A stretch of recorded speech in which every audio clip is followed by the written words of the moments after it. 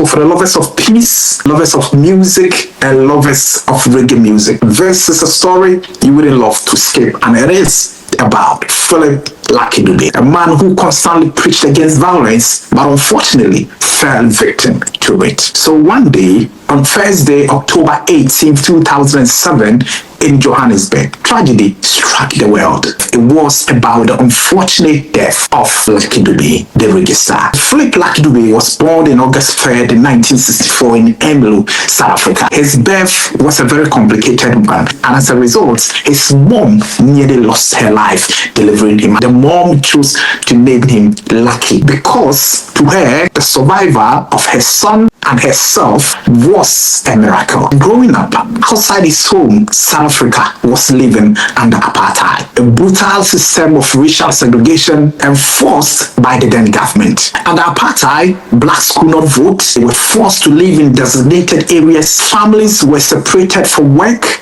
and education and healthcare was unequal. Certainly, it was a system that was built to crush dignity. Lucky grew up watching his community struggle. He saw fear, he saw anger, he saw injustice. And somewhere inside him, something was forming. And that was the beginning of his musical journey. As a teenager, Lucky Dube joined a local band called Skyway. At first, he performed in Pandanga music, a popular Zulu pop genre. He had the natural charisma and a deep commanding voice. And above all, a stage presence that drew attention. But the real turning point came when he discovered reggae music, specifically the revolutionary sound of his icon, Bob Marley. Marley didn't just sing about love, he sang about freedom, resistance, black identity, and justice. And Lucky Dube felt inside him that there is this connection of the preachings of Bob Marley. He felt something awaken inside him. And he felt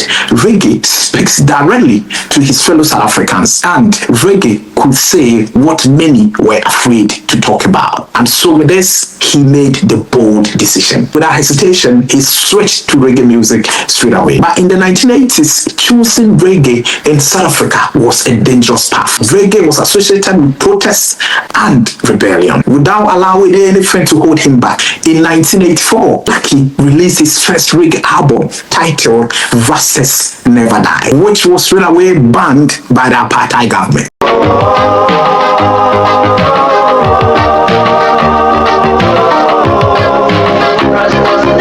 Not surprising. Why? Because that song challenged authority. The band didn't silence him, but in fact, it amplified him. People began secretly sharing his music, and gradually, he became a household name in South Africa. Lucky Dube was back again in 1989, and he released the album that would change his life forever. The title of it was Prisoner.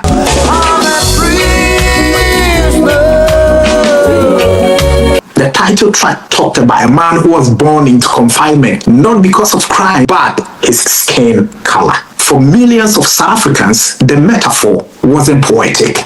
It was the reality. Prisoner became one of the best-selling reggae albums in South African history. Lucky Dube has become the voice of the voiceless. By the early 1990s, apartheid was gradually collapsing. Political tensions were high and violence between communities was on the rise. South Africa was at the crossroads. It could descend into civil war or choose reconciliation. But quickly in 1993, Lucky Dube released the album titled Victims, and one song stood above the rest. Different Colors, One People was the title of that song. Different colors, one people. The message was simple, direct, and revolutionary. At a time where revenge could have seemed justified, Lucky Dube preached unity. The message helped calm hearts during one of the most fragile transitions in modern history. His music became a bridge between races. As South Africa stepped into democracy,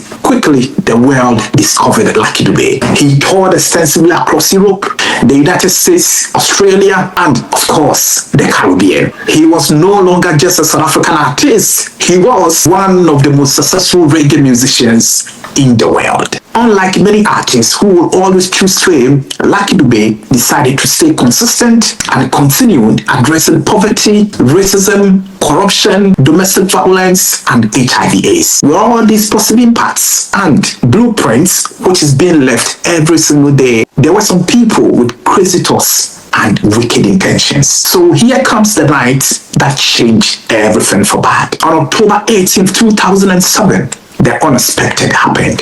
Tragedy struck in Johannesburg, South Africa. Lucky has just dropped off his son in one of his relatives' home. As he sat in the car and about to drive off, armed men approached him.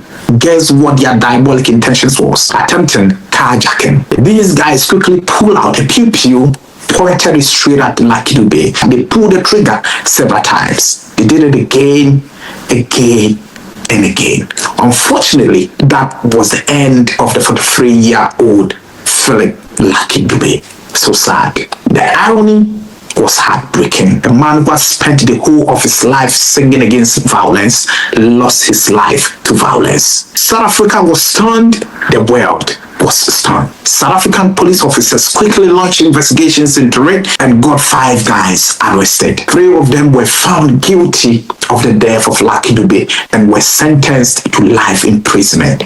Good. But the other 2 were discharged because there was no evidence against them. Lucky Dube is no more, but his legacy refuses to fade. Today, decades later, his songs are still played across Africa and beyond. Reggae fans across the world always remember his contribution to global music. He released over 20 albums and sold millions of records. But Lucky Dube's real success is deeper than numbers. He proved that music can confront injustice without promoting hatred. He showed that you can fight oppression without losing compassion. And he reminded a divided country, that is South Africa, that unity is possible. In a world still struggling with racism, inequality, and division, Lucky Dube's message still remains relevant. Different colors, one people. Those words are not just lyrics. They are a philosophy, a challenge, and a reminder. From a small town in Emelu, South Africa,